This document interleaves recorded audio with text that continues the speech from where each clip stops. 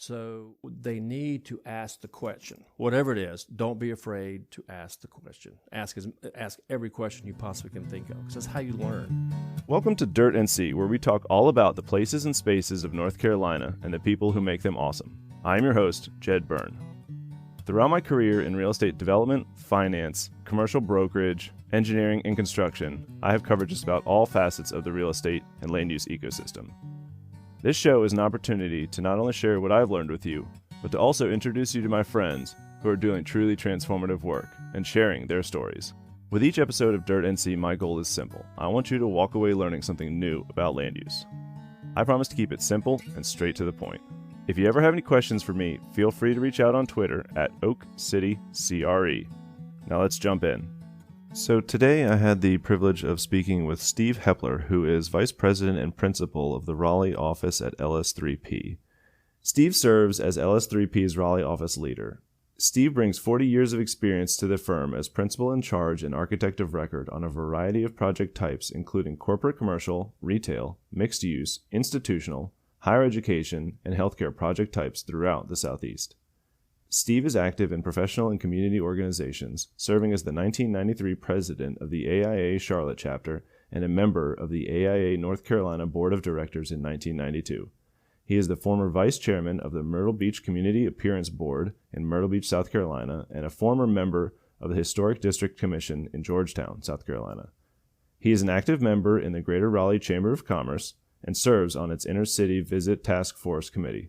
Steve is also a member of the City of Raleigh Parks, Recreation, and Greenway Advisory Board, a member of Urban Land Institute, a member of the Triangle Chapter of Cornet, and a member of the National Association of Industrial Office Parks.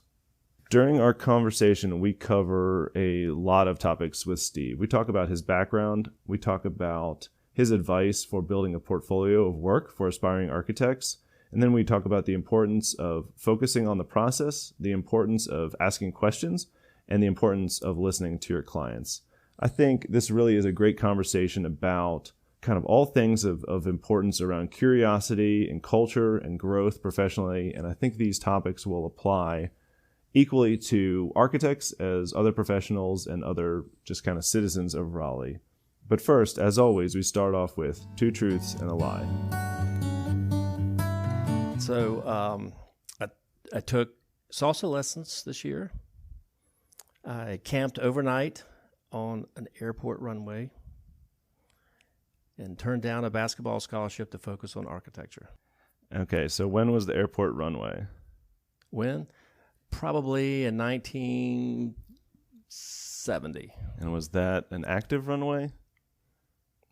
It was a runway under construction. A runway under construction. So no threat, hopefully, of airplanes landing on top of you in the middle of the night. Salsa lessons this year. So that's, we're recording in November. That was squarely in the pandemic. Were those virtual or were those in person? Those were most recent in person. Okay. Very cool. Do you consider yourself a dancer? No. Okay.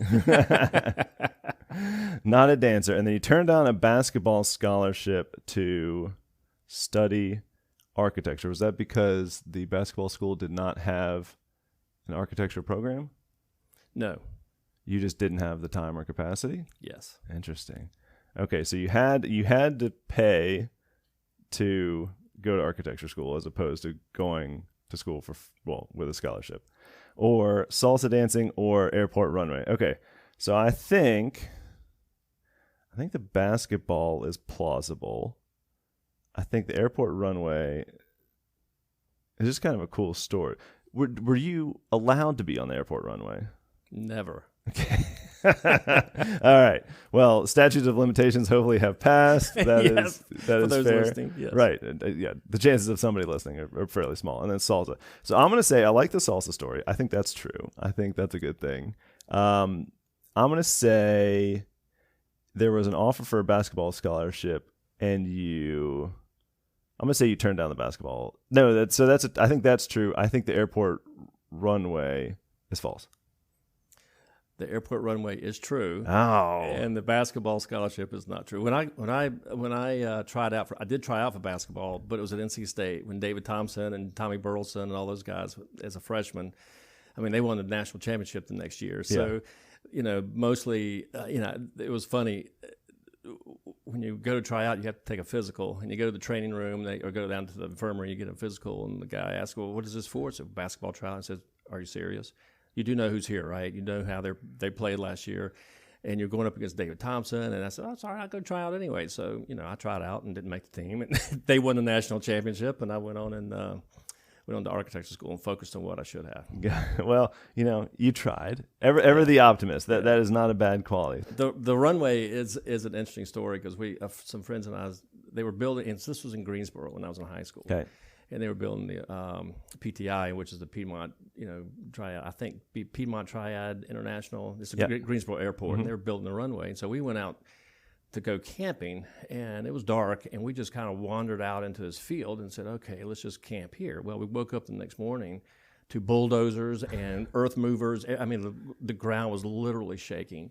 And we said, oh my gosh, where in the world are we? And we found out later that was the new runway that they were putting in. All right. Well, so it wasn't, it was an accident. It wasn't you trying to break the rules or do anything. It was still against the law, and I'm surprised we didn't get killed. Yeah, right. No, at least something didn't land on your head. And then salsa is also true. So you took salsa lessons. It is, and that's interesting because we bought a piece of art from Malia Gephardt, and so her husband is a salsa dancer. So when you buy the art, they come over and they put it in, and you get to know him. We went out to dinner, and he says, "Oh, I'm a salsa dancer," and so they invited us over to have salsa lessons. So I like it. I'm still trying. Yeah, I can tell you I'm not very good at it, but my wife Molly is stunning at it. So it's I just don't have as much rhythm. Yeah. No, I'm not a dancer, and so that would be a big stretch for me. But it's good to try new things, and it's good to stretch. I guess your learning skills. Yeah, that's the pandemic. It's try something new, right? That's right. Cooking's been on the list as well, and we've been doing a lot of cooking recently. So. Okay.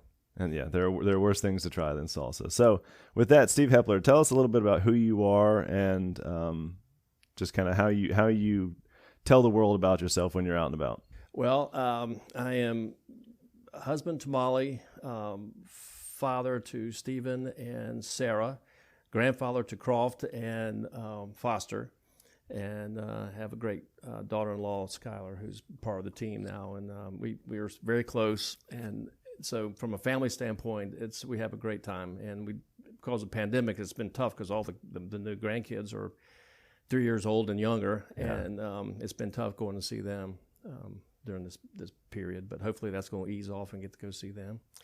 I have been with LS3P essentially since I graduated school. Mike Tribble, who was in charge of the Charlotte office at the time, it's our Charlotte office now, but TBA2 at the time, recruited me right out of school and came to work for them in Charlotte for about 10 years. And then had my own firm for about 15 or 20 years in Charlotte, went to Pawleys Island, South Carolina, and worked 10 years down in South Carolina. And then Mike Tribble, again, back in my influence, he is an influencer, so to speak, called me and said, you want to come back to LS3P to Raleigh?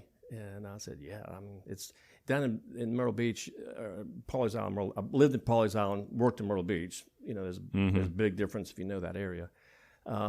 But I could see from down there kind of competing against LS3P that they had merged with Clark Tribble Harrison Lee, or the TBA2 at the time. Then that firm merged with the Boney firm in Wilmington. And somebody really figured out what was going on. I could see that from afar. We competed against all of them in certain ways down there, but you could see it from a distance as to how it was growing. And somebody was really thinking strong about that. And I thought that would be a great opportunity Sunday. And sure enough, Mike called for some reason.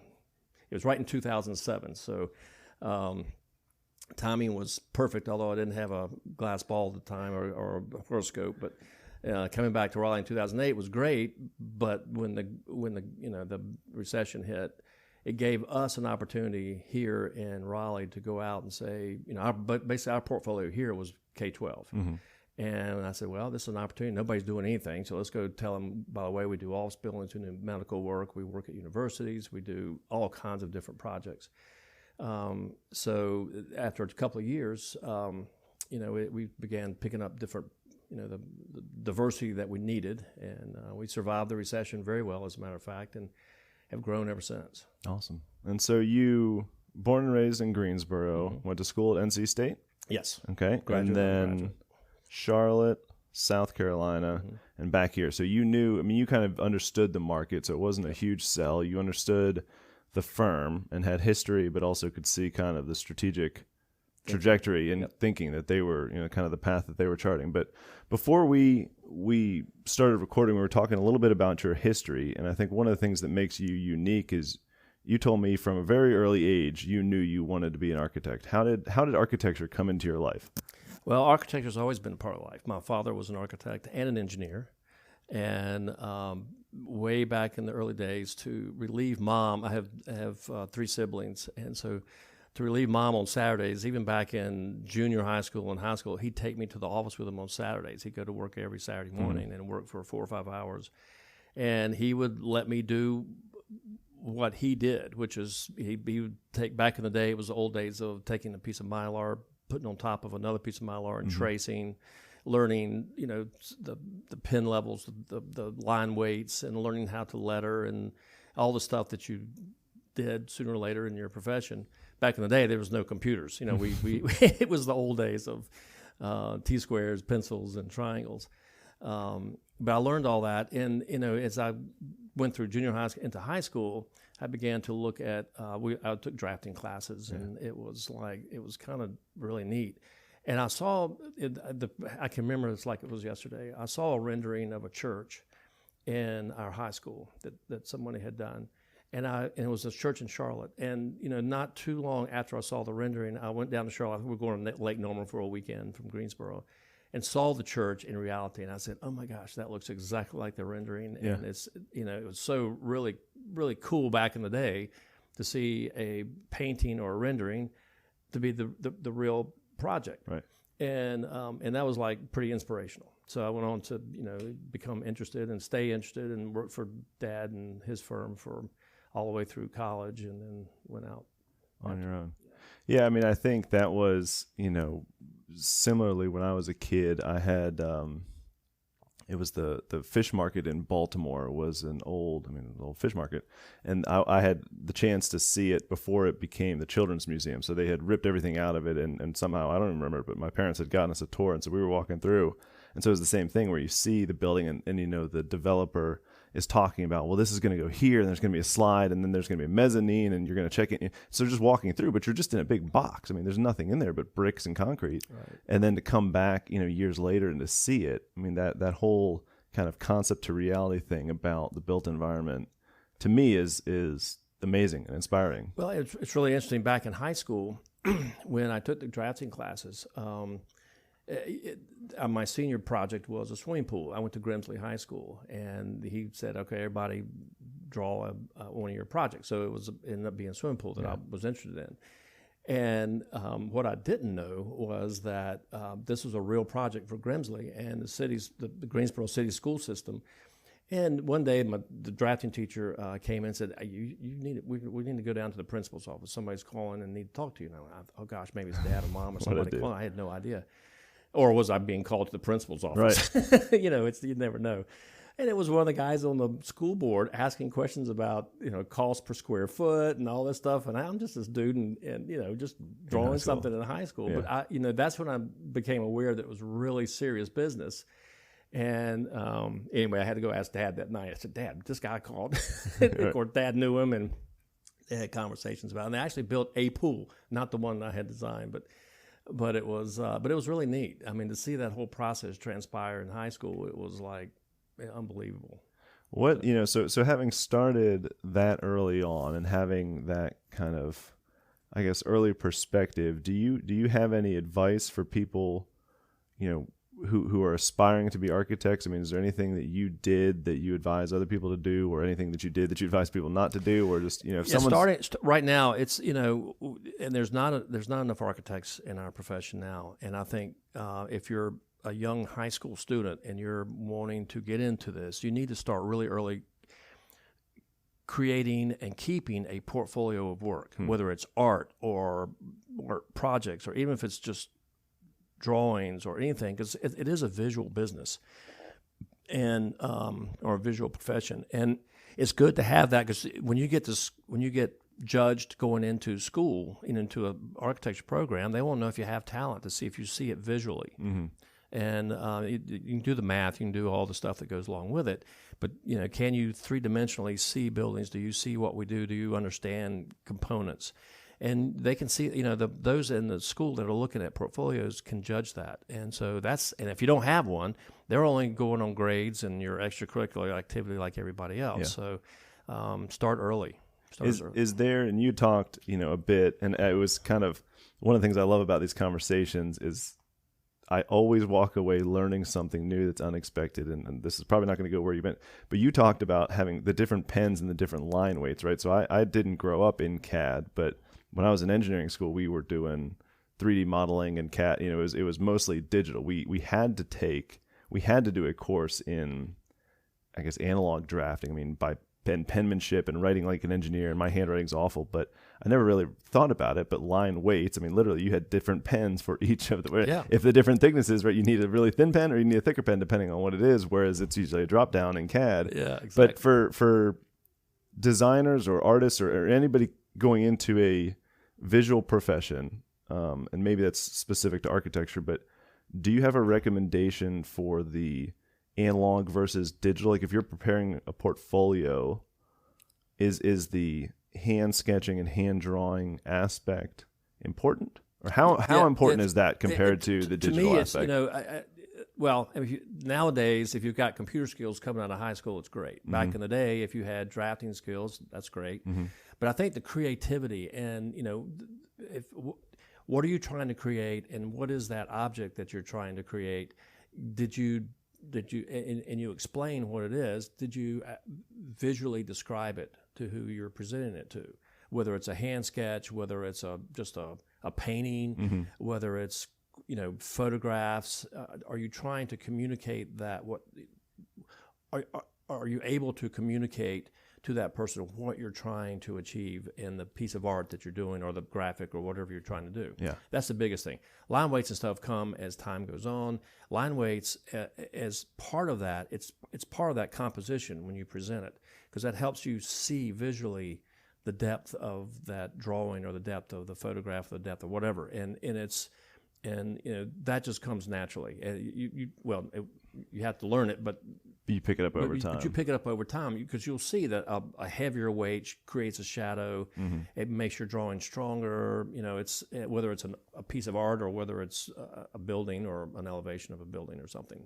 So from a portfolio, you don't think there's a different? I mean, do you guys? Maybe that's a different question. At LS3P, what percentage of drawing, and maybe it differs by stage. I mean, my sense is final renderings are almost always digital, but do you guys still sit around and break out the paper and sketch, or is it mostly digital, or does it depend on? It kind of depends. I'm the one that sketches all the time, and that's when I'm saying, okay, guys, somebody's got to put this on the computer. Yeah. And the guys on the computer, and what's really neat, this happened the other day, well, a couple of weeks ago, they were all drawing it up on the computer, and I think they were in SketchUp.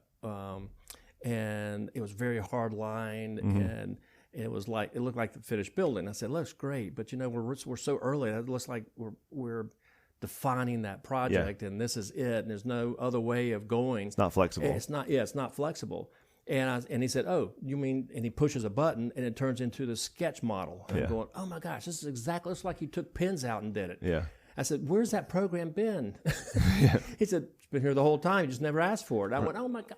Well, and the funny thing about that is from a non-architect, there are versions of SketchUp, I think, that are free. Mm-hmm. I mean, that's a tool that you can just, anybody in the world can use. And so to think, if you have access to a computer, and I guess presumably internet, you can be anywhere in the world working on a model and send it to anybody else anywhere else in the world. Which is pretty powerful. And again, I think the tools at the disposal of people, again in fifth grade, for my kids are crazy powerful. Yeah. Where my sense is it used to take a lot. I mean, we were right. I didn't even have a copy of the 3D modeling software in college. You had to go to the lab because there was only a few licenses, and it was just on the machines, and you had to have a super powerful machine to run it. And So yeah, the times have changed. They have. And when we start looking at portfolios, we're more interested in the process. You start with a sketch, and then you develop it and develop again, and then get into the 3D modeling, and then it develops that whole thought process from the very initial idea to the finished product is what you're looking at. That's what you learn in school. And if you go to college, design schools or School of Architectures, you learn that process. And so when we're looking at portfolios for people to hire, we're looking at that process. To go from high school to get into college is just show that you have those skills. And so there's a different process in each way. And so let's talk a little bit about mentoring. You hire, and you mentioned earlier there aren't enough architects coming out of school. I mean, we're facing similar challenges in the engineering field.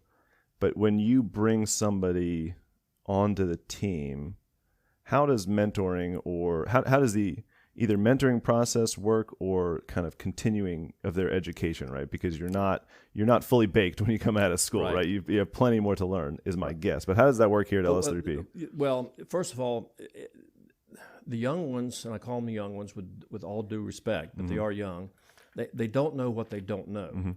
So they need to ask the question, whatever it is. Don't be afraid to ask the question. Ask every question you possibly can think of, because that's how you learn. And if you're shy and you don't ask the question and you're kind of fumbling through trying to get it right, and think you get it right, then maybe you don't. You've wasted not only time, but you got to go back and redo it. And so ask the question. And my dad always would mentor me, even when he turned 90, he was asking me, how's work, things going good, always caring. And so Dad in the early days, and then Mike Tribble again was a mentor as I started my career. He was in Charlotte and stayed with LS3P until he retired, but he was always a mentor as well. And those people are people you can go to ask those questions. And we have that program here. We try to set up mentoring like mentors and mentees, and I like the young ones mentoring me in the reverse of how they can help me with my computer skills. And because it's natural to them, it's not natural to me, and vice versa. There are other things that I can help them with as well. So it goes both ways, and we're very intentional of that, and we try to do it as much as we can. Yeah, I mean, I think that's the fact that people don't know what they don't know is tricky, right? And when you're young, you think you know. And I think most people, you look back and you say, okay, well, I didn't really know all the things I thought. But how can you, with your younger architects or just architects in general, kind of create a culture where people know it's safe to ask the questions? I mean, is that by leadership, or is that by leading by example? How does that work? Well, it's within the firm. And it's a little harder today because everybody, during the pandemic, everybody went home, so it's really easy to sit and. So non-pandemic days, it's really good that you can sit at your desk, listen to conversations that's either behind you, beside you, around you. It may not apply to your particular project, but you're listening to a situation that comes up that they're resolving the problem, whatever it is. And, that's something that just you by osmosis, you just kind of listen and absorb. We also create this, I try to go around to all the desks. It's harder now because not everybody's here at the same time, but I go around and see how's everybody's doing, what they're working on, just sit down with them. And I think the leadership here does the same thing. The sector leaders go around to all their teams and making sure that they are asking the questions. Are you okay? Do you understand? Are there any issues you have? Do you have any questions? And I think we encourage that. We foster that. We want to make sure that it's happening, because that's the only way you can learn. Right.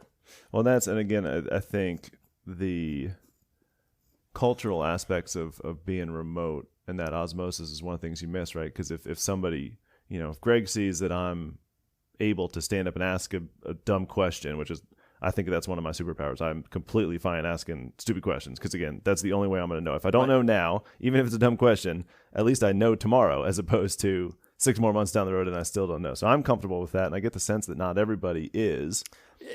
They're not, and it's really funny when we sit and have group meetings. Some people are not comfortable talking in a group. Yeah, they're not comfortable going to, Dad to ask the question. Let me ask my brother first. Yeah, right. It's kind of like, And I've been kidding with everybody. I said, look, guys, come see me. I sit back, I sit over here. Just come see me. Doors open all the time. Ask the question. And there's several who do. Yeah. They don't mind barging right in and asking the question, which I love. But not enough of that. And that's something that just, we try to make the atmosphere around here to the point where don't be intimidated by asking that. And, just feel free to come ask. Yep. Yeah. And that, I mean, again, if people can't see that, I think it becomes challenging. So we talked a little bit about remote work and collaboration, but have there been any pleasant surprises or upsides to remote work? Yeah, I think there has been, actually. Always we have the philosophy that we are better together. Mm-hmm. However, when you are forced to go home, it makes collaboration across offices a lot easier. I mean, mm-hmm. And I think clients always used to ask that we have a team that's here in Raleigh that can go, and naturally we do, go and be present in the projects. However, some of our best team members are maybe in other offices. Mm-hmm. We have a core team that's here, but we can supplement with expertise in other offices that can supplement this team. Mm-hmm. And when you're working remotely and everything's virtual, we have proven over the last year and a half that those people can add to a project and make it better. And I think that truly has been, and the owners now have seen that we actually can do that successfully. Right. And so we bring the best team to a project that's here, and whether they're working in Savannah or Atlanta or Charlotte or wherever, they can bring a talent to a team, to a project. Yeah, regardless of where they are. Awesome. We talked a little bit about work and remote work and the benefits. One of the things that you guys focus a lot on as a firm is kind of, workplace, right? So it's someone's mm-hmm. office building, it's someone's office space. How are you guys currently thinking about return to work scenarios, either for yourself or for clients? Well, first of all, I think every client, everybody is going to do it differently, because mm-hmm. every office has their own culture. They have their own policies. They have their own,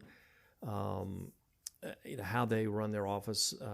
And we've seen that some of the major corporations are saying, don't come back to the office mm-hmm. until January or even March now of next year to make sure we get through this.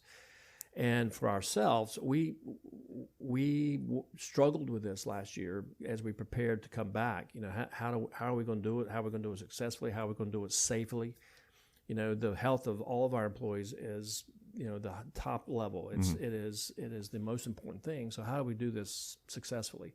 And we've created a hybrid model that allows the teams, and we have 5 or 6 teams, and they alternate coming in on days. And quite frankly, we've grown so much that if everybody came back at one time, we don't have enough space for them. So this works out on several levels.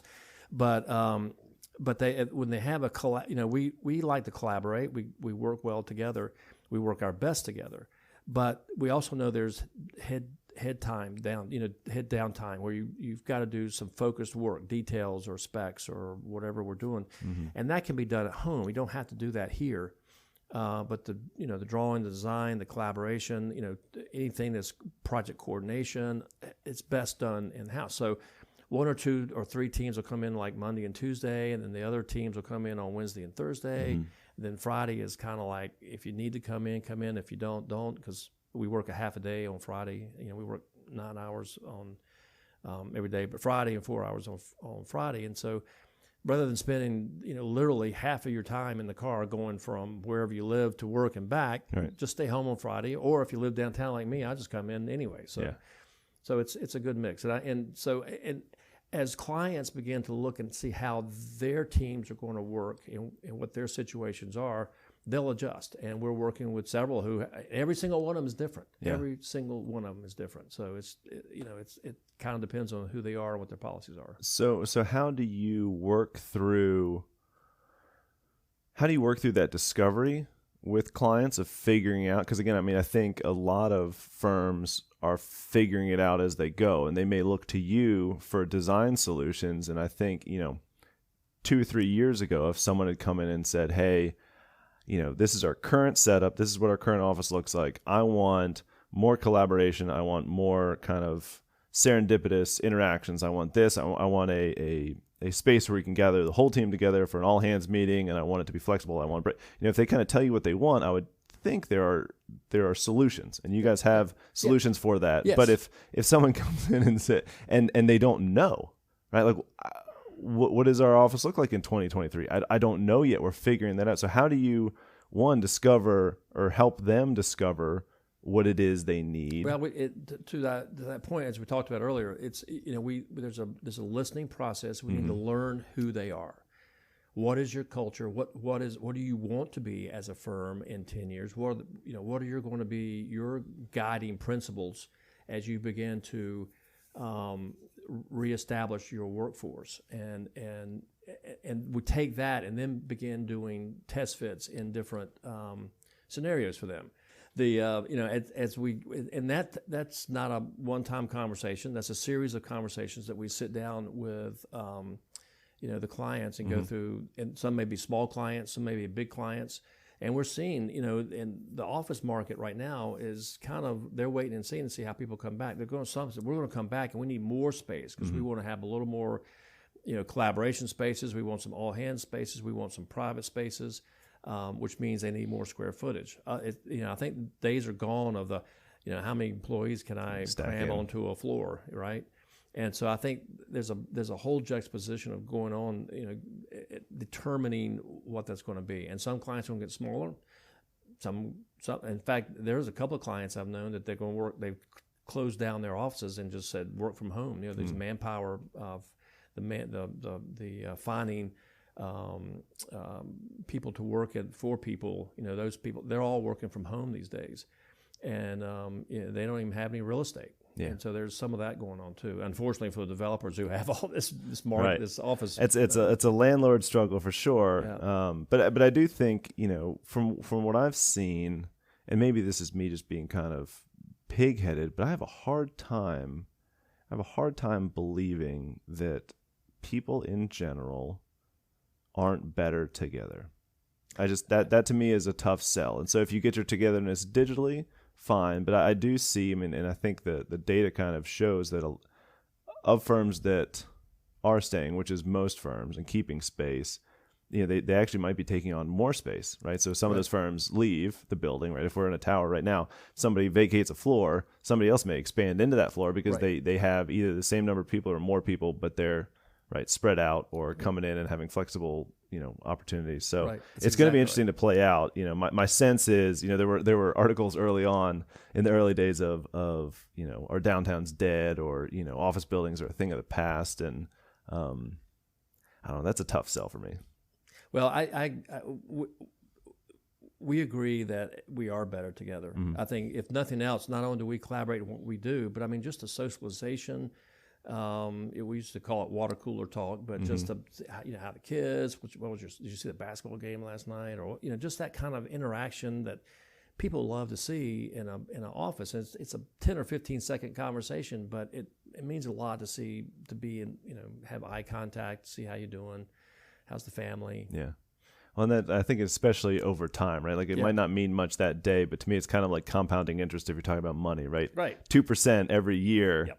It doesn't seem like much at the time, but over 20 years, over 10 years. That helps build a culture within the office as well. And I think we have a great culture here, and very supportive of all the family issues that come up with what we've been through in the last year and a half. And it's, I think being together is the best way, and I hope it gets back to that. Yeah, and I think it will. And I think the culture piece for most firms is ultimately a good thing, but also kind of a competitive advantage, because what you spoke about earlier with the benefits of remote team building, if someone's in Charlotte or some Virginia or some remote office and they are the best person for this project, you can bring them in. That's not a problem. So I think the same thing goes across the board. Firms can build themselves skill-wise and technical capability-wise with people across the country, across the world. So if any firm can use any person across the planet, the technical skill gap becomes less important, right? Because that's not how you compete, because you as a firm have global reach but so does the other firm, and so does the other firm. And so I think when you come to the table and when you talk about listening and getting to the root problems that a client is facing, and I think that is part of the culture. And as a culture, you can say, okay, well, we have this process. This is what we do. Here's what we've delivered that is going to be better than our competition. And yes, technical skills are a part of that, but I think culture ultimately drives. Right. So very cool. Well, is there anything kind of as we wrap up that we didn't cover that you wish we had? Well, I want to send thoughts of hope back to Raleigh. The Raleigh has really suffered in the last year and a half. Yeah. And I would really like to get Raleigh back on track to what it was. There was a lot of entrepreneurship here. There's a lot of going out and eat. My wife and I, Molly, love to go out and eat, try new places. And there's a new restaurant on every corner. Mm-hmm. That used to be. They're starting to pop back up again. But it's that whole character of Raleigh that kind of went dark for a year and a half, and particularly at lunchtime. I mean, gosh, you can't find a place to eat the lunch hardly. But you got to have everybody back downtown to create that culture downtown. Yeah. And I just really hope the best for our community as we get through this pandemic. Yeah. No, and I would agree. And I think as people do start to come back and spend more time out, I mean, you it's easy to forget, or could be easy to forget, what it was like and what you missed. But as you go out, and again, for me, working downtown, one, being able to walk over here, right, from our building to your building, but seeing people, I passed somebody on the street, and literally it's just that interaction, right, that, seeing somebody that I saw them last week, but it's just good to see people. It's good to be around people. Yeah. And again, I think the benefit of community and culture and kind of that fabric of a city is important. And right, I think it took a big hit, but my hope is that the silver lining to that, like you said, is that it kind of comes back stronger. People realize, hey, this stuff is important. Getting together is important. Having kind of cohesiveness is important. So no, I love that. And right, I'm hopeful and optimistic. And then of course, last question, is there something for our audience that you would recommend that they do, see, read, any kind of key call to action for folks? Well, I as I mentioned, I have a book that I read, which is really good, particularly for leadership. It's called The Way of the Shepherd, and it's 7 secrets of how to manage productive people. And I'll just read a little excerpt real quick, if you don't mind. Go for it. It said, in the words of the professor, the ultimate test of leadership isn't setting the direction for your flock. The ultimate test is this: can you get your flock where you want it to go? Mm-hmm. And I think that's building that culture. That's building, it's a book about how knowing your people in your office, and it takes a village, mm-hmm. And knowing what that village is all about is really good. And that's a great book for that. So I would highly recommend it. Awesome. Well, I appreciate it, and I think that that goes back to when you said knowing your people. I mean, to me, that's listening, right? Yep. And building that culture of letting people ask questions and helping them figure out what they don't know, and kind of exposing them to knowledge and growth opportunities. And right, it's one thing to have the vision, but getting people to that place, I think, is the critical aspect. So that's a fantastic recommendation. Awesome. Well, I appreciate your time, Steve, and thank you. Look forward to putting this together and getting it out there and sharing your story. Thank you very much. It was awesome today. As always, I'm so grateful that you have chosen to share this time with me. If you ever have any questions about Dirt NC or any land use related issues, you can reach out to me on Twitter at OakCityCRE. Also, if you're looking for a simple and straight to the point weekly update on commercial development in Raleigh, you can subscribe to my newsletter at www.oakcitycre.com. Until next time, thank you.